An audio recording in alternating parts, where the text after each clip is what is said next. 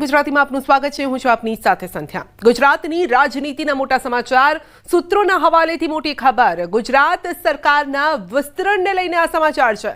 દિવાળી પહેલા થઈ શકે છે મંત્રીમંડળનું વિસ્તરણ। 3 થી 4 મંત્રીઓ રહી શકે છે યથાવત, બાકીના તમામ મંત્રીઓ બદલાઈ શકે છે। સૂત્રો તરફથી આ માહિતી છે। તો રાજ્ય સરકારના મંત્રીમંડળમાં મોટા ફેરફારની શક્યતા છે। મંત્રીમંડળ વિસ્તરણમાં વિશ્વકર્માની રહેશે ભૂમિકા। સરકારમાં ફેરફાર અને ચહેરાઓને લઈને ચર્ચાઓ તેજ થઈ ગઈ છે। સરકાર અને સંગઠન બંને સ્તરે રાજકીય હલચલ અત્યારે તેજ થઈ ગઈ છે। તો દિવાળી પહેલા મંત્રીમંડળનું વિસ્તરણ થઈ શકે છે। પહેલા ચર્ચા હતી, પરંતુ પ્રમુખ મળ્યા ત્યારબાદ, બીજેપી પ્રમુખ મળ્યા ત્યારબાદ હવે પ્રદેશ પ્રમુખ મળ્યા બાદ હવે મંત્રીઓ પણ બદલાઈ શકે છે। અને એવી ચર્ચા ચાલી રહી છે કે 3 થી 4 જ ચહેરા હશે જે જૂના હશે, બાકીના જે ચહેરાઓ છે તે બદલાઈ શકે છે। હવે જે આ મંત્રીમંડળ જે હશે ભૂપેન્દ્ર પટેલ સરકારનું, તેમાં લગભગ 27 મંત્રીઓ હોઈ શકે છે। અને જો 27માંથી 3 થી 4 જ જૂના હોય તો નવા ચહેરા કયા, કોને પ્રાધાન્ય આપવામાં આવશે, કયા વિસ્તારને પ્રાધાન્ય આપવામાં આવશે? કારણ કે આગળ સ્થાનિક સ્વરાજની ચૂંટણી આવી રહી છે અને ત્યારબાદ વિધાનસભાની ચૂંટણી આવશે, એટલે તેને ધ્યાનમાં રાખીને પણ જ્ઞાતિ સમીકરણ પણ બેસાડવામાં આવી શકે છે। આ સાથે જ એ ચહેરાઓની પસંદગી થઈ શકે છે જે સક્ષમ હોય, અલગ અલગ જે હોદ્દાઓ સંભાળી ચૂક્યા હોય અથવા તો તેમને સરકાર સંગઠનમાં રહેવાનો અનુભવ પણ હોય। ક્યારેક નવા ચહેરાઓ આપીને સરપ્રાઇઝ પણ બીજેપી કરતી હોય છે, પરંતુ જોવાનું રહેશે કે કોણ હશે એ ચહેરાઓ।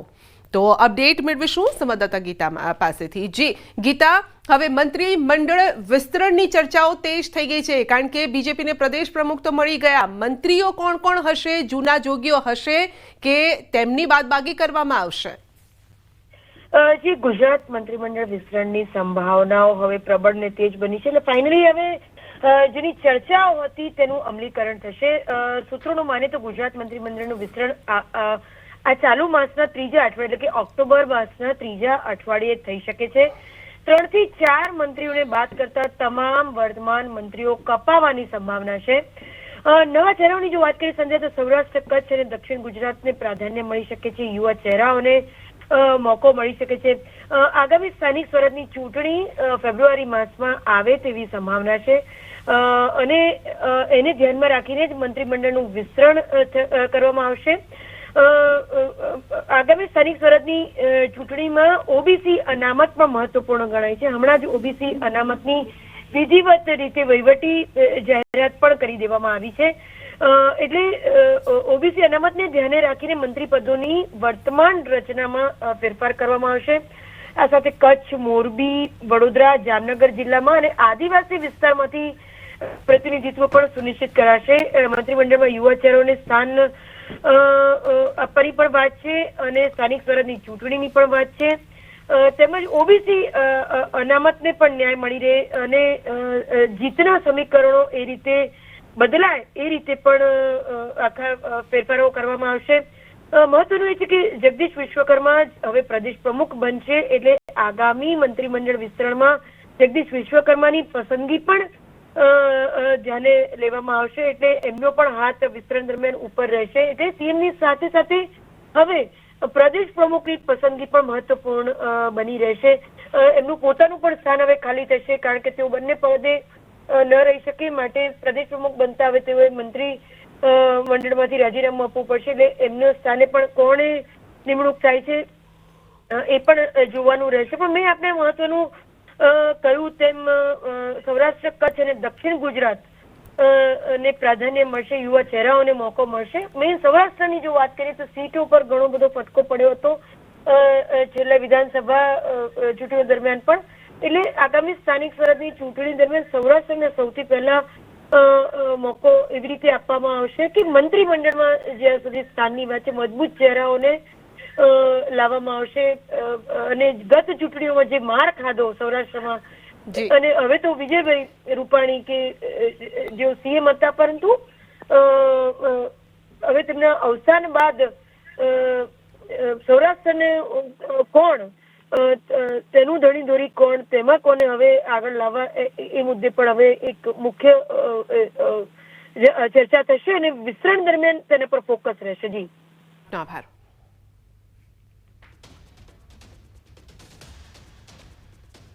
અને વાત કરીશું વિશ્વકર્મા ભાજપના નવા સુકાની.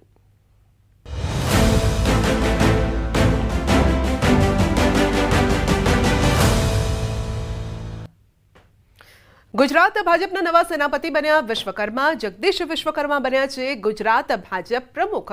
ઓબીસી નેતા જગદીશ વિશ્વકર્મા પર પસંદગીનો કળશ ભાજપે વિશ્વકર્માને બનાવ્યા 2027ના સારથી. જગદીશ વિશ્વકર્મા રાષ્ટ્રીય નેતૃત્વની ગોળબુકમાં રહ્યા છે. નરેન્દ્ર મોદી અને અમિત શાહની નજીકના મનાય છે. 2027માં ભાજપના રથના સારથી બન્યા છે જગદીશભાઈ. તો ભાજપના રથની કમાન હવે જગદીશ વિશ્વકર્માના હાથમાં છે. તો ગુજરાતમાં ઓબીસી રાજનીતિનો સમય. ગુજરાતમાં રાજકીય પક્ષોમાં ઓબીસી નેતાઓનો દબદબો. આપમાં ઈસુદાન, કોંગ્રેસમાં ચાવડા. અધ્યક્ષ ગુજરાતમાં ભાજપે પણ ખેલ્યો ઓબીસીનો દાવ. ઓબીસી નેતા જગદીશ વિશ્વકર્મા બન્યા છે પ્રમુખ. તો અંગે જ અપડેટ મેળવીશું. ગૌતમ આપણી સાથે જોડાઈ ગયા છે. જી ગૌતમ, ઘણી બધી રીતે આ ચહેરો, આ નામ મહત્વનું છે કારણ કે જે સમાજમાંથી આવે છે એનું પણ એક દબદબો છે અને એને કહેવાય કે હાઈજેક કરવા માટે અથવા તો એ તરફ જવા માટે પણ એક આ ચહેરાની જરૂર હતી બીજેપીને.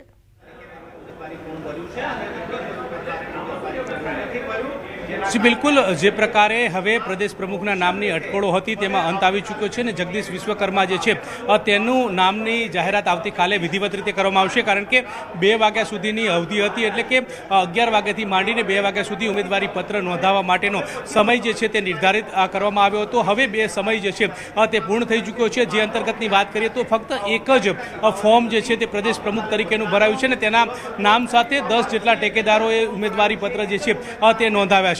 હવે વિધિવત રીતે એ જોવાનું છે કે હવે પછીનો જે સમયગાળો જે છે તે કમલમ ખાતે ફોર્મ પરત ખેંચવાની પ્રવિધિની પ્રક્રિયા જે છે તે યોજાશે અને ત્યારબાદ મત ગણતરી અને મત માટેની આવતીકાલની જે પ્રવિધિ જે છે તે યોજાશે. પરંતુ એક વ્યક્તિએ દાવેદારી કરવાના કારણે હવે મતદાનની પ્રક્રિયા રહેતી નથી, એટલે કે સીધી હવે આવતીકાલે વિધિવત રીતે આ નામની જાહેરાત જે છે તે થવાની છે અને તેમાં જગદીશ વિશ્વકર્મા એટલે કે ઓબીસી સમુદાયમાંથી આવતા જગદીશ વિશ્વકર્માને પ્રાધાન્ય જે છે તે પ્રાપ્ત કર્યું છે અને આ સુકાન જે છે તેમને સોંપવામાં આવ્યું છે. એટલે કે વર્ષો પછી પાટીદાર જનરલ સમુદાય અને ત્યારબાદ હવે ઓબીસી સમુદાયના ફાળે આ પદ જે છે તે ગયું છે અને આ પ્રકારના સમીકરણો હાલ તો જોવા મળી રહ્યા છે. મહત્વનું એ છે કે અત્યાર સુધી સૌરાષ્ટ્ર અને દક્ષિણ ગુજરાતમાંથી આ પ્રાધાન્ય મળી ચૂક્યું છે, પરંતુ હવે આ પ્રાધાન્ય જે છે તે ઉત્તર ગુજરાતને મળ્યું છે. એટલે કે આવનારા દિવસોના સમીકરણોને ધ્યાનમાં રાખીને ભારતીય જનતા પાર્ટીએ ઓબીસી સમુદાયનું આ કાર્ડ ખેલ્યું છે અને તેમાં હવે કેટલા સાર્થક થઈ રહ્યા છે. કારણ કે જે પ્રકારે કોંગ્રેસની વાત કરીએ તો કોંગ્રેસે પણ ઓબીસી સમુદાયમાંથી આવતા અમિત ચાવડાને મેદાને ઉતાર્યા છે અને તેમને પ્રદેશ પ્રમુખનો કાર્યભાર સોંપવામાં આવ્યો છે. ખૂબ નાની સમુદાયમાંથી આવતા ઈસુદાન ગઢવી જે છે તેમને આમ આદમી પાર્ટીએ પ્રદેશ પ્રમુખ તરીકેની જવાબદારી સોંપી છે. ત્યારે ભારતીય જનતા પાર્ટીએ પણ આ જ પ્રકારની નીતિ રીતિ જે છે તે અપનાવી હોય તે પ્રકારે લાગી રહ્યું છે. કારણ કે ખૂબ જ નાની સમુદાયમાંથી આવતા જગદીશ વિશ્વકર્મા જે છે તેમને આ પ્રદેશ પ્રમુખ તરીકેનું સુકાન સોંપવામાં આવ્યું છે. એટલે કે હવે આવનારા દિવસોની વાત કરીએ તો તેમાં સૌથી મહત્વના પડકાર સમાન એ રહેશે કે જાન્યુઆરી મહિના, ફેબ્રુઆરી મહિનાની અંદર 2026માં સ્થાનિક સ્વરાજ્યની ચૂંટણી જે છે તે આવતી હોય છે અને તેમાં સત્તાની સેમીફાઇનલ માફક ગણવામાં આવતી હોય છે. કારણ કે 31 જેટલા જિલ્લા પંચાયતની જે ચૂંટણી જે છે તે સ્થાનિક સ્વરાજ્યની અંદર યોજાશે. તે જ અંતર્ગત 8 જેટલા મહાનગરપાલિકાની જે ચૂંટણી જે છે તે પણ યોજાવાની છે. તે ઉપરાંત વાત કરીએ તો 225થી પણ વધારે તાલુકા પંચાયતની ચૂંટણી પણ યોજાવાની છે. એટલે કે આ સત્તાની સેમીફાઇનલ છે અને સત્તાની સેમીફાઇનલમાંથી કેટલું કાઠું કાઢે છે. કારણ કે અગાઉની વાત કરીએ તો પાટીલે આ તમામ સ્થાનિક સ્વરાજ્યની ચૂંટણીમાં રેકોર્ડ બ્રેક પરિણામ આપ્યું. સાથે સાથે જે બિલકુલ તો મોટી જવાબદારી છે. હવે જવાબદારી કેવી રીતે નિભાવે છે તે પણ જોવાનું રહેશે. ગૌતમ, આભાર.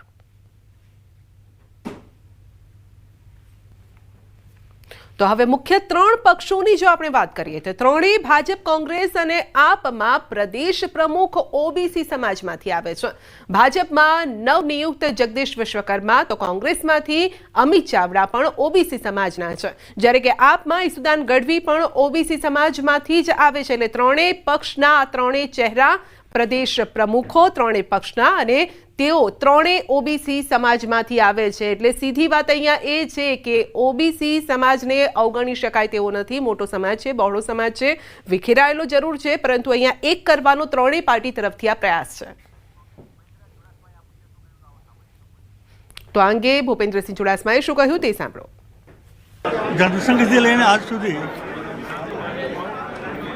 તાલુકા મંડળથી માંડીને પ્રદેશ કે સેન્ટ્રલમાં ક્યારેય 2 ફોર્મ ભરાયા નથી. એના ભાગરૂપે આજે એક સર્વાનુમતે ફોર્મ ભરાયું છે. એ અમારા ભવિષ્યના બાપુ અમદાવાદમાંથી હવે સીએમ પણ અમદાવાદના અને પ્રદેશ પ્રમુખ પણ અમદાવાદના અને આપ પણ અમદાવાદ જિલ્લાના વર્ષોથી આપ ભારતીય જનતા પાર્ટી સાથે કામ કરી છો. આ સંયોગને કેવી રીતે જોઈ રહ્યા છો? કારણ કે મેણું ભાગી ગયું. એમાં તમે વિસ્તાર ન જોવાય. ક્યારેય પણ એક જિલ્લાના 2 મંત્રીઓ પણ હોય છે. એક જિલ્લાના મુખ્યમંત્રી અને પ્રદેશ પ્રમુખ હોય એ સ્વાભાવિક છે, હોય પણ ખરે, જોગાનો જોગ છે, પણ સારો રહ્યો છે. કોંગ્રેસે ઓબીસી સમુદાયને પ્રમુખ પદ આપ્યું છે અને ભારતીય જનતા પાર્ટીએ પણ ઓબીસી સમુદાયને ઉતાર્યો છે. આને કેવી રીતે જોઈ રહ્યા છો? ખૂબ સારો સહયોગ છે અને આમાં ઓબીસી કરતાં પણ એક કેપેબલ કાર્યકર્તા તરીકે એની પસંદગી થઈ છે. સમર્પિત કાર્યકર્તા છે, સક્ષમ કાર્યકર્તા. એને ખૂબ ખૂબ અભિનંદન આપીશ અને સંગઠનની વ્યક્તિ તરીકે એણે અમદાવાદ મહાનગરના પ્રમુખ તરીકે ખૂબ સફળતાપૂર્વક કામગીરી કરી છે. આવી વ્યક્તિ જો પ્રદેશના સંગઠનના વડા થાય તો ચોક્કસપણે પાર્ટીને ખૂબ ફાયદો થાય. ઓબીસી સમુદાયના નેતાને આ પ્રાધાન્ય મળ્યું છે, એને કેવી રીતે જોઈ રહ્યા છો? નાની નાની જ્ઞાતિઓને ભારતીય જનતા પાર્ટી કેટલું મહત્ત્વ આપે છે આના ઉપરથી સાબિત થાય છે. કારણ કે સમાજના તમામ વર્ગોને સાથે લઈ અને ચાલવાની ભારતીય જનતા પાર્ટીની જે નીતિ છે એ મુજબ નાની જ્ઞાતિની વ્યક્તિને આટલા મોટા પદ ઉપર આપી પાર્ટીએ તમામ સમાજોનું મહત્ત્વ સાબિત કર્યું છે. અનેક વખત નામ ચર્ચાતું હતું પરંતુ ફાઇનલાઇઝ નામ હવે જાહેર થયું છે. એ આટલો બધો સમય લેવાનું કારણ શું, તાત્પર્ય શું? આઈ ડોન્ટ નો, એના વિશે મને ખબર નથી. કારણ કે આવડું મોટું પદ છે એની નિયુક્તિ માટે ખૂબ લાંબી ચર્ચા વિચાર વિમર્શ થતા હોય છે. એના કારણે આમ બન્યું છે એવું મારું માનવું છે. હવે વાત વરસાદની, તો વરસાદ ગુજરાતનો વારો પાડી દેશે. અરબી સમુદ્રમાં વરસાદી સિસ્ટમ સક્રિય છે. અરબ સાગરમાં ડીપ ડિપ્રેશન સક્રિય થયું છે. સૌરાષ્ટ્ર કચ્છમાં વીજળીના કડાકા ભડાકા રહેવાના છે. દરિયાકાંઠે 40 થી 50 કિલોમીટરની ઝડપે પવન ફૂંકાશે. આગામી 3 કલાકમાં ડીપ ડિપ્રેશન ચક્રવાતમાં ફેરવાઈ જશે. આગામી 24 કલાક વેરાવળ અને અન્ય બંદરો પર 3 નંબરનું સિગ્નલ પણ લાગુ થઈ શકે છે. તો દરિયાના દક્ષિણના દરિયાકાંઠે DC1 સિગ્નલ લગાવવામાં આવ્યું છે. માછીમારોને આગામી 5 દિવસ દરિયો ન ખેડવાની સૂચના છે. આગામી 7 દિવસ હળવાથી મધ્યમ વરસાદની પણ આગાહી છે. તો ગુજરાતના પશ્ચિમ ભાગમાં વરસાદી માહોલ રહેવાની શક્યતા. ઓડિશા ડિપ્રેશન સક્રિય થતા ઓડિશા પાસે રાજ્યમાં હળવા વરસાદની આગાહી. વેરાવળ અને ભરૂચ પાસે મોન્સૂન વિથડ્રોવલ લાઇન પહોંચી છે. તો અત્યાર સુધી વરસાદ પીછો નહોતો છોડતો, પરંતુ હવે વાવાઝોડું આવી રહ્યું છે એટલે ખેડૂતોની ચિંતા વધી રહી છે. ખાસ કરીને જે સૌરાષ્ટ્રનો દરિયાઈ પટ્ટો છે એ વિસ્તારોમાં અત્યારે હલચલ વધારે જોવા મળશે, કારણ કે પવનની ગતિ વધારે હશે, દરિયો ડોલશે. માટે માછીમારોને દરિયા કાંઠે અથવા તો દરિયામાં ન જવા માટે ખાસ સૂચના અપાઈ છે. अभी नॉर्थ ईस्ट अरेबियन सी के ऊपर परसिस्ट कर रहा है. इसका मूवमेंट जो है नॉर्थ वेस्टवर्ड है. इसका जो पोजीशन है अभी लैटिट्यूड है 21.5 डिग्री नॉर्थ और लॉन्गिट्यूड है 67.0 डिग्री ईस्ट, जो कि पोरबंदर से वेस्टवर्ड डायरेक्शन में 20 to 80 किलोमीटर वेस्ट में है. इसका जो मूवमेंट है वेस्ट नॉर्थ वेस्टवर्ड रहेगा and further it will intensify into cyclonic storm during the next 3 hour. इसके बाद thereafter it will likely to move nearly westward, then west south westward and intensify further into severe cyclonic storm during the next 24 hour. સુરતના ડિંડોલી વિસ્તારમાં train ઉથલાવવાનો પ્રયાસ. ટ્રેનના પાટા પર લોખંડની road મૂકીને ટ્રેન ઉથલાવવાનો પ્રયાસ થયો છે. અજાણ્યા વ્યક્તિઓએ ઘટનાને અંજામ આપ્યો છે. રેલવે પોલીસે ફરિયાદ લઈને તપાસ આરંભી. ટ્રેન ધીમી હોવાથી દુર્ઘટના ટળી ગઈ છે. પરંતુ અજાણ્યા શખ્સોએ આ ઘટનાને અંજામ આપવાનો પ્રયાસ કર્યો હતો. વધુ અપડેટ મેળવીશું સંવાદદાતા કીર્તેશ પાસેથી. જી કીર્તેશ, ટ્રેન ઉઠલાવવાનો પ્રયાસ થયો છે, જેની સાબિતી આપી રહ્યા છે આ દ્રશ્યો. બિલકુલ સંજય, સુરતના ડિંડોલા વિસ્તારની આ ઘટના છે કે જ્યાં ટ્રેનના પાટા ઉપર લોખંડની રોડ મૂકવામાં આવી હતી. અજાણ્યા શખ્સો દ્વારા ટ્રેનને ઉથલાવી નાખવાનો પ્રયાસ કરવામાં આવ્યો હતો. જો કે ઘટનાની જાણકારી મળતા પોલીસ તાત્કાલિક ઘટનાસ્થળે દોડી જઈ આ રોડને હટાવ્યો હતો, જેને લઈને મોટી દુર્ઘટના ટળી હતી. જી, આપનો આભાર. અમદાવાદમાં પાર્ક રેસિડેન્સી હોટેલમાં યુવકને કડવો અનુભવ થયો છે. મંગાવ્યું પનીર અને પીરસાયું ચિકન. બહારનું ખાવાના શોખીનો માટે આ ચેતવણીરૂપ કિસ્સો પણ છે. યુવકે પનીર ચીલી મંગાવ્યું હતું અને હોટેલે ચિકન મોકલી આપ્યું છે. હોટેલ પાર્ક રેસિડેન્સીની આ બેદરકારી સામે આવી છે. વેજ અને નોનવેજ એક જ કિચનમાં બનતા હોવાનું પણ સામે આવ્યું છે. તો હોટેલ સામે કાર્યવાહી કરવાની માંગ થઈ રહી છે.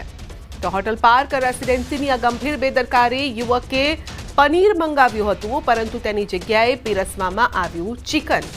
તો બહારનું ખાવાના શોખીનો જોઈ લો આ દ્રશ્યો કે જ્યાં ઓર્ડર કંઈક બીજો આપવામાં આવ્યો, એટલે કે વેજનો ઓર્ડર આપવામાં આવ્યો પરંતુ પીરસવામાં આવ્યું નોનવેજ.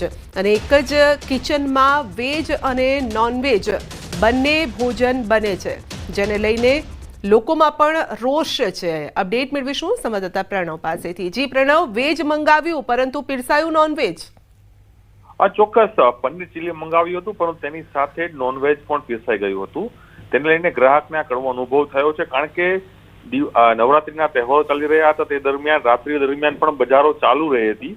એ સમયે વસ્ત્રાપુરની જે સૌથી પ્રસિદ્ધ જે પાર્ક રેસિડેન્સી હોટલ છે, તેના રેસ્ટોરન્ટની અંદર આ જે ભોજન છે તે મંગાવવામાં આવ્યું હતું ગ્રાહકને. પરંતુ ગ્રાહકને કડવો અનુભવ થયો કે પનીર ચીલી મંગાવ્યું અને સાથે આવ્યું જે કહી શકાય કે નોનવેજ, જે કહી શકાય કે ચિકન પીરસવામાં આવ્યું. તેને લઈને ગ્રાહક દ્વારા જે હોટલ જે રેસિડેન્સ હોટલ છે તેની સાથે તેના માલિક સાથે પણ ચર્ચા થઈ હતી. મેનેજરે પણ તે માફી માંગી હતી. પરંતુ આખરે હાલ એએમસીએ કાર્યવાહી હાથ ધરી છે. એએમસી ટીમ ત્યાં પહોંચી છે, ચેકિંગ પણ હાથ ધરી રહી છે, કારણ કે આ પ્રકારના ભૂતકાળમાં પણ અનેક અનુભવ થયા છે. જ્યારે વેજ મંગાવે છે ને નોનવેજ પીરસવામાં આવે છે ત્યારે ધાર્મિક લાગણીઓ છે દુભાઈ છે. તેને લઈને ગ્રાહકને મહાનગરપાલિકાને પણ ફરિયાદ કરી હતી. મહાનગરપાલિકાએ પણ ત્વરિત કાર્યવાહી કરી છે અને તેની સમર જે આગળની જે કાર્યવાહી કરવાની છે તે હાલ કરી રહી છે. જી, આપનો આભાર. બુલેટિનમાં આગળ વધીશું નાનકડા બ્રેક બાદ.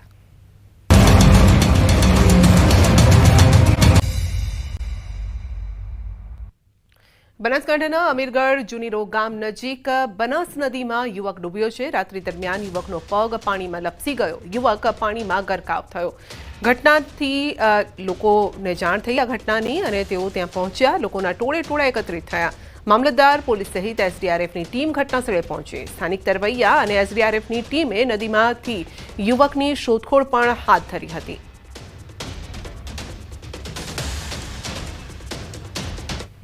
દેવભૂમિ દ્વારકાના અરબી સમુદ્રમાં ગેરકાયદેસર ડીઝલની હેરાફેરીના રેકેટનો થયો છે પર્દાફાશ. માછીમારીની આડમાં દરિયામાં ગેરકાયદેસર રીતે ડીઝલની ખરીદી કરી અન્ય માછીમારોને વેચાતું હતું આ ડીઝલ. તો સલાયા બંદરથી એસઓજીએ દરોડા પાડી અને બિલાલ ભાયા અને આમદ હુંદડા નામના 2 આરોપીને દબોચી લીધા છે. બંને આરોપીઓ પાસે ડીઝલ સંગ્રહ કે વેચાણની કોઈ સરકારી પરવાનગી ન હતી. પોલીસે બોટમાંથી 1,08,000ની કિંમતનો 1200 લીટર ડીઝલનો જથ્થો કબજે કરી આગળની કાર્યવાહી હાથ ધરી. તપાસના અંતે ડીઝલના સપ્લાય ચેન અને વેચાણના મૂળ અંગે થઈ શકે છે સ્ફોટક ખુલાસા. સુરતના વરાછામાં લાખોની હીરા ચોરીનો ભેદ ઉકેલાયો છે. વરાછા મિની બજાર સરદાર આવાસમાં આવેલા હીરાની ઓફિસમાં ચોરીની ઘટના બની છે અને ચોરે 13 લાખથી વધુના હીરાની ચોરીને અંજામ આપ્યો છે. આરોપીએ 13.65 લાખની કિંમતના 6,129 કેરેટ હીરાની ચોરી કરી હતી. ભોગ બનનાર સંજય ગાબાણીએ ફરિયાદ નોંધી હતી અને બાતમીના આધારે વરાછા પોલીસે આરોપીને પકડી પાડ્યો છે. પોલીસે આરોપી પાસેથી ચોરીનો 13.65 લાખનો મુદ્દામાલ પણ કબજે કર્યો. પોલીસે આરોપીની ધરપકડ કરીને વધુ તપાસ હાથ ધરી. आरोपी का नाम अल्पेश रामाणी है। ये उत्तरायण पुलिस के स्टेशन के विस्तार में रहने वाला ये आरोपी है और इस टोटल जो मुद्दा माल है 6.29 कैरेट जो हीरा था वो पूरा का पूरा रिकवर कर लिया है और ये काफी अच्छी कामगिरी है और इसके लिए मैं वराछा पुलिस का अभिनंदन करता हूँ। સુરેન્દ્રનગરના પૃથુગઢ ગામે ભાણેજે નિંદ્રાધીન મામાની કુહાડીના ઘા ઝીંકીને હત્યા કરી. મળતી માહિતી મુજબ મામાએ પોતાની પત્નીની મશ્કરી બદલ ભાણેજ રોહિત તડવીને ઠપકો આપ્યો હતો ને જેના કારણે ઉશ્કેલાયેલા રોહિતે ખેતરમાં સૂતા મામાને મોતને ઘાટ ઉતાર્યો.